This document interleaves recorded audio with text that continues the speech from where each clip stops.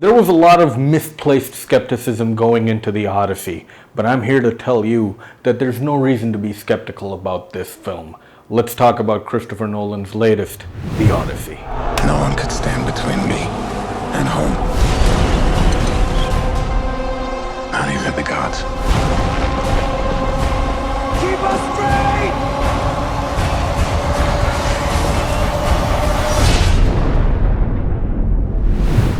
From the get-go, this is an incredible follow-up to Chris Nolan's Oscar-winning Oppenheimer. The film has parallels with Akira Kurosawa's Ran and David Lean's Lawrence of Arabia, which show men who are lost of their purpose and their identity. The Odyssey has many similarities to other Christopher Nolan films, yet the one thing which sets it apart is its focus on horror, which is something I thought I'd never see in a Christopher Nolan film. There were glimpses in Oppenheimer with the protagonist visualizing the horror of his invention of the nuke, but the horror element is out here in full force, in the flesh, and it's fresh.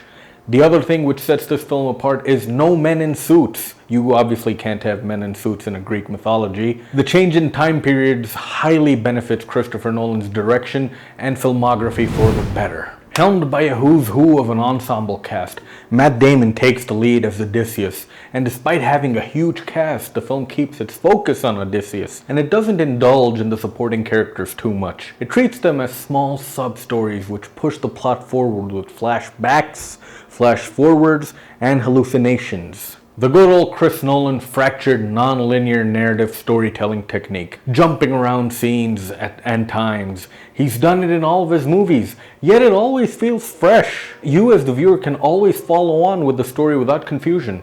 The non-linear narrative works remarkably for the Odyssey when told from Odysseus' point of view and the point of view of others. One thing I'm not a fan of, and I gotta get this out of the way, is the nighttime cinematography. The daytime cinematography is gorgeous, it's beautiful. Huge vistas, lush landscapes, awe-inspiring visuals, the works. Older film directors had it down, man. Shoot day for night, make the sky look blue. It added personality to the dark. Now all we get is black sludge, for which we have to squint to see. The scenes on the ship with a storm at night just look dreadful. You're filming this on a soundstage, yet nothing is visible. It's just darkness with flashes of light. I love Hoyt van Hoytema, but I didn't ever need to squint when Wally Pfister shot Inception for Christopher Nolan, or even when Hoyt van Hoytema shot Interstellar and Dunkirk for that matter. The acting is pretty solid all around. If you've watched every Christopher Nolan movie as I have, you'll know that the actors don't go ham. You won't see a crying scene like The Godfather Part 3 in a Nolan film. The Joker, Bane, and Cooper are characters who are exceptions to this rule, of course. They were allowed to be larger than life and really express themselves in a way cast members in Nolan movies don't. I'm used to the guy's movies and style, and it works for me. Subtlety, muted expressions, and every now and then we get an outburst from like Anne Hathaway or Matt Damon. That's the pattern at play here. Now that style of acting works with these experienced actors. Tom Holland and Zendaya, however, even with their short screen time, are pretty out of place, and the inexperience is glaring. They feel too modern to be in this story, and frankly, I'm sick of these two. Are there no other actors and actresses left that even the greats of cinema have to resort to casting these two?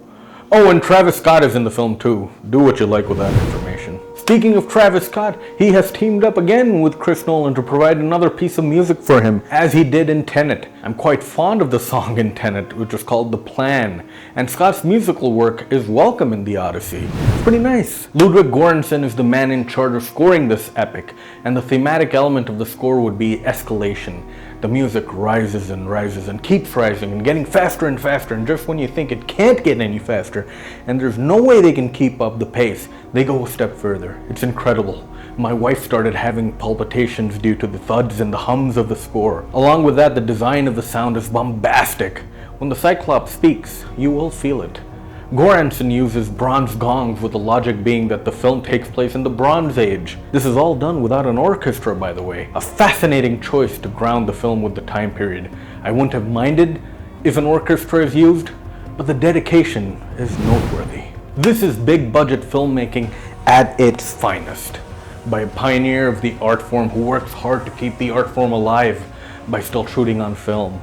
Using puppets and animatronics, avoiding AI and CGI, taking the cast physically to real places, and in a first, filming the entire movie in IMAX. A true pioneer and legend of cinema. Ask yourself when's the last time you watched a film because of the director's name? And what other director's movie is selling out showtimes of 3 a.m. and 6 a.m.? The Odyssey scores a solid 4.5 out of 5 stars in my book, brothers and sisters. Go watch it. You shan't be disappointed. I started off this review harkening back to Christopher Nolan's Oscar-winning film, which was Oppenheimer. If you guys would like to see a review on that, as I have yet to review that on my channel, please do let me know in the comments below if that is something which interests you.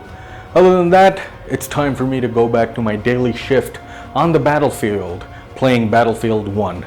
Thank you so much for watching. If you like this video, of course, hit that thumbs up button down there, subscribe. I will be making more content, and I shall see you again soon. Thank you.